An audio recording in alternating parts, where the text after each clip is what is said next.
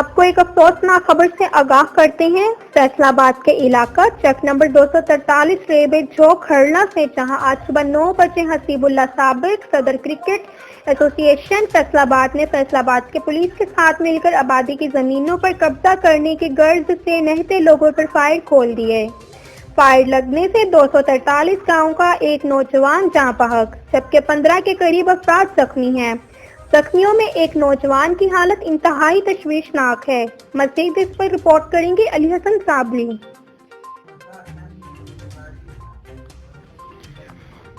جی فیصل آباد کے چک نمبر 243 ریلوے جھوک کھرلا میں صبح 9 بجے ملزم حسیب اللہ سابق صدر کرکٹ ایسوسی ایشن فیصل آباد نے فیصل آباد پولیس کے ساتھ مل کر ملحقہ آبادی کی زمینوں پر قبضہ کرنے کی کوشش میں نہتے افراد پر فائرنگ شروع کر دی، جس سے ایک نوجوان فٹ بالر ظفر عرف ظفری موقع پر ہی دم توڑ گیا، جبکہ 15 کے قریب افراد زخمی ہیں۔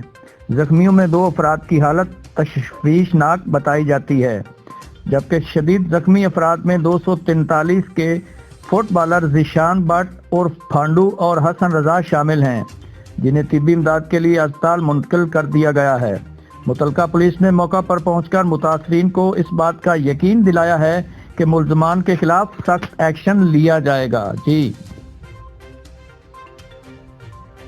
بالکل ایف آئی آر دے رہے ہیں اور انشاءاللہ ان کو گرفتار کرنے کی ٹیمیں روانہ ہیں ان کو گرفتار کرنے کے لیے، ان کو گرفتار کریں، بالکل دہشت گردی کی دفعہ دے رہے ہیں۔